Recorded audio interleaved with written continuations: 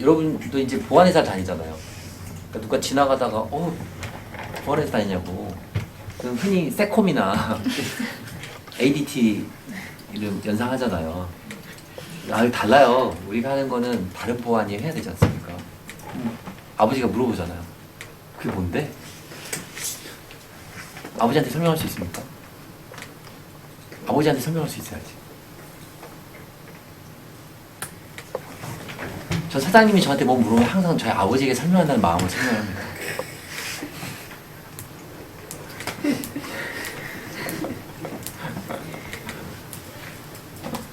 부탁드립니다. 제가 뭐 물어보면 그렇게 설명해 주세요.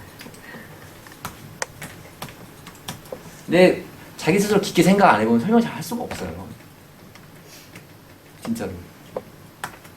그래서 IT 보안은 이게 정답이거든요. 이거 외울 수 있어요?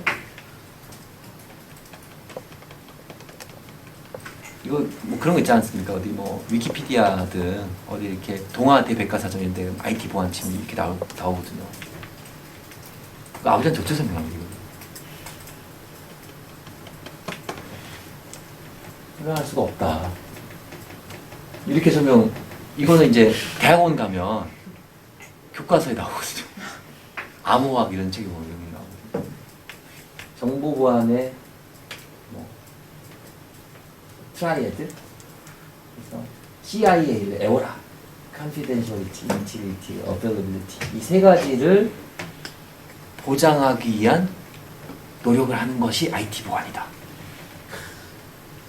이거는 이제 대학원생한테 설명할 수 있는데 아버지한테 설명하면은 아버지 싫어하겠지. 이해가 안 되니까. 어떤 IT 시스템이 있는데 Confidentiality, Integrity, Availability를 보장하기 위해서 스레트로부터 프로텍션 하는 거, 이게 시큐리티죠. 이렇게 되면은 뭐 인터넷 찾아보는 거랑 보안회사 다닌 거랑 큰 차이가 없는 거지. 어떻게 설명을 해야 됩니까? 그래서 IT 보안을 설명하려면 보신 것처럼 사실 시큐어하게 만드는 거거든요. 시큐어하게 만드는 게 시큐리티잖아요. 특히나 IT 시큐리티는 이제 IT 시스템을 시큐어하게 만드는 거죠. 흔히 생각하는 시큐리티는, 자동차에서 시큐리티는 흔히 세이프티라고 하는 거는 뭐 브레이크, 에어백, 안전벨트 이런 게 시큐리티죠. 자동차에서는. 우리 집에서는 문단속 잘하고 CCTV 설치해놓고 뭐 비밀번호 걸어놓고 이런 게 시큐리티죠.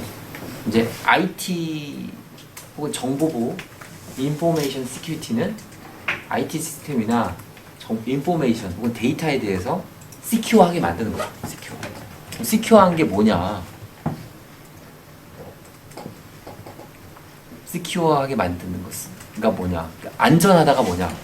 어떤 아까 얘기했던 취약점? 그러니까 취약점을 막아가지고 종합평가에서 몇 점 이상 맞는 거죠. 지금 이 12개잖아요. 바뀌었어요. 15개로. 2000 몇 년도에 개정이 됐거든요. 지금 11개인데 이제 더 많아졌어요. 예전에 11개였거든. 지금 15개로 바뀌었거든요. 그래서 ISO 27001은 이쪽 동네면은 발을 담궜으니까 알아야지.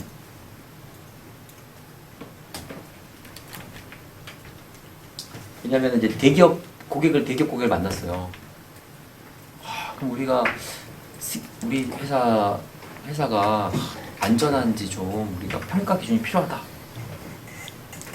그러면 그때 얘기해줘야 되는 게 ISO 27001에 정답이 있습니다. ISO 27001에 부합하게 만드는 것이 시큐어하게 만드는 거죠.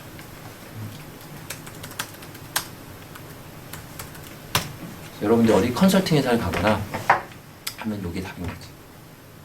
전문가 그 동네에서 난다 긴다한 동네에서 정답은 ISO 27001에 맞추는 거야. 이거 보면은 너무 그런 게 2013년도에 개정이 된 거예요.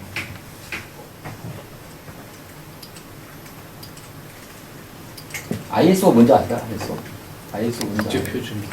그쵸. ISO는 전 세계 국가대표들이 모여가지고 투표를 해가지고 표준을 정하는 기구예요. 여러분들이 우리가 계속 컴퓨팅 네트워킹 배웠잖아요. TCP/IP 배웠잖아요. TCP/IP는 근데 ISO 표준이 아니에요. 인터넷에 사람들이 모여가지고 이렇게 쓰자 한 일종의 그런 수준의 표준이거든요. 그런데도 거의 실시간 표준이잖아요. 그래서 ISO에서도 뭐 잘 모르지만 이미 그걸 가져다가 ISO 표준화 시켰는지 난 잘 모르겠어요. 근데 그만큼 이제 이쪽 IT 기술 쪽은 사람들이 많이 모여가지고 어떤 한 사람이 컨트리뷰션 해가지고 많이 쓰면은 표준이 돼버리거든요. 근데 그 표준은 일종의 커뮤니티 표준이에요. 사람들이 모여가지고 함께 많이 쓰자 해서 표준이 된 거지. 근데 ISO 표준은 국가대표들이 모여가지고 투표하는 거예요. 아무튼 ISO 표준이 있어요. 15개를 만들어가지고 11개를 이 뒤에 개정된 게 옛날 자료 같은데, 그래서 이게 굉장히 유명한 용어거든요. 어떤 조직에서 전체 시큐리티 점수는 가장 약한 거만큼 강하다. 직역하면 연락 웃긴데, 요즘은 뭐냐면 여기 1, 2, 3, 4, 5, 6, 7, 8, 9 막 있는데 4번이 제일 약하잖아요. 그러니까 4번이 30점이었어. 다른 게 90점짜리가 있어도 이 조직이든 이 시스템의 실은 시큐리티 점수는 40점인 거지. 평균으로 내는 게 아니라 각 파트에서 가장 낮은 점수로 평가가 된다는 거예요. 요지는 결국 전체적으로 봤을 때 취약한 걸 찾아서 가장 낮은 점수들을 올려가지고 전체적으로 오버롤하게 어느 수준 이상으로 올려야만 시큐어한 시스템이라는 거예요. 누구 입장에서? 컨설턴트 입장에서 봤을 때. 여러분들 이제 이걸 알았으니까 보안 컨설팅 회사는 취직을 안 하셔도 알겠죠? 하는 일이 뭐냐? 이거 하는 거예요. 보안 컨설팅에 취직을 하면 여러분이 어떻게 되냐면 파견을 가. 그래서 이걸 이제 물어보는 거지. 보안 정책 가지고 계세요? 그런 게 뭐지? 없는데? 인터뷰도 하고 정보를 주시죠? 이걸 표를 막 만들어가지고 그거 하는 거예요. 이렇게 얘기하면 내가 이제 보안 컨설턴트들을 좀 폄하하는 발언을 할 수도 있는 사실이니까 그거 하는 거예요. 그래서 보안 수준 평가한다 이런 것들이 현장에 가가지고 내가 가서 어떻게 알아요? 사실은 달라고 해야지. 정보 요청을 해가지고 받아가지고 점수를 매겨서 15가지 항목에 점수를 매겨가지고 제일 낮은 점수로 너희 회사는 30점이야? 이거 해주는 게 보안 컨설팅이죠. 그러면 그쪽에서 그럴 거 아니에요. 그러면 우리 지금 30점인데 어떻게 해야 됩니까? 그럼 이제 컨설턴트니까 또 아는 척 해야 되잖아요. 거기서 이렇게 하셔야 됩니다 해야 되잖아요. 근데 보안 컨설턴트가 이렇게 해야 됩니다라고 한 답이 정답이겠어요? 그 조직에 맞겠어요? 맞을 리가 없지. 보안 컨설팅은 가가지고 평가해가지고 겁주는 일까지는 할 수 있는데 마스터 플랜이나 그걸 개선할 수 있는 플랜을 세울 수는 없어요. 그것의 가장 현실적인 사실은 그 해당 조직의 리더나 실무자들이 세울 수 있겠지. 그래서 모든 IT 부서 사람들의 불만은 뭐냐면 야 우리가 1년에 몇천만 원씩 들여가지고 보안 컨설팅을 받는데 걔들이 아는 게 없어. 답을 안 줘. 이런 얘기 하죠. 근데 답을 줄 수가 없지. 왜냐면 이 사람 입장에서는 일을 대신해달라는 얘기인데 사실 그 사람이 일을 대신해줄 수는 없거든. 공부를 대신해줄 수는 있죠. 조사를 대신해줄 수는 있죠. 의사결정을 하고 실제 운영을 해주고 의사결정을 해줄 수는 없잖아. 그건 자기의 몫인 건데 컨설턴트들 이렇게 하는데 이 중에서 이 기술적 보안 부분에 가면은 그래서 이제 보안 컨설팅 회사 중에는 보통은 이제 페넌트레이션 테스팅을 한다거나 해커 그룹을 약간 데려다가 좀 쓰거든요. 그게 뭐냐면 야 너 이거 이렇게 취약해 뚫려 이런 걸 보여줘야 되잖아. 그래서 개발자들이 일부 채용을 해서 써요. 그게 이제 이쪽 기술 부분에 있어서 취약점들을 찾아가지고 더 리얼하게 겁을 주는 거지. 그런 게 필요하니까. 그럼 굉장히 섹시하지 않습니까? 그 결과물이, 산출물이. 그죠? 그런 용도로 활용되는 거니까 여러분이 해커 능력을 가지고 있어도 보안 컨설팅 회사에 가면은 주인공이 될 수 없겠지. 잘 생각해봐요. 주인공이 아니잖아.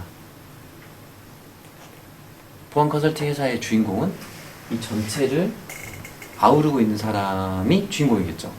이 전체적 비중으로 봤을 때는 대부분 인적 보안이나 자산 관리나 조직이나 정책이 크잖아요, 포션이. 그죠? 그러니까 보안 컨설팅 회사에서 주인공이 되려면 차라리 법률 대학원을 가는 게 낫겠지. 잘 생각을 해보면. 그죠? 좋다. 그래서 다시 돌아가서 아버지한테 뭐라고 설명해야 됩니까?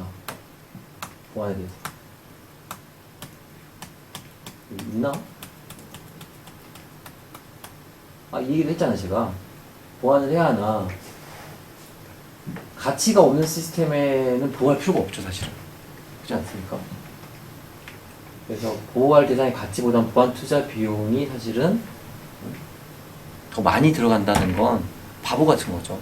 내가 1,000만 원짜리 보호하기 위해서 내가 2,000만 원짜리 성벽을 쌓았어요. 그럼 사장님한테 야단 맞겠죠. 그러니까 보안을 하는 사람 입장에서. 그 다음에 공격 비용이 당연히 커야죠. 그래야지 공격 안 할 거 아닙니까?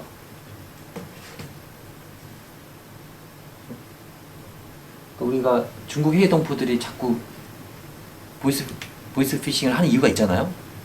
인건비가 싸고 투자 대비 효과가 나오기 때문이죠. 그런 거지. 근데 이거는 너무 상식이에요. 그래서 시큐리티는 상식이에요. 그래서 정리하자면 여기 그때 당시에 제가 안 적었었는데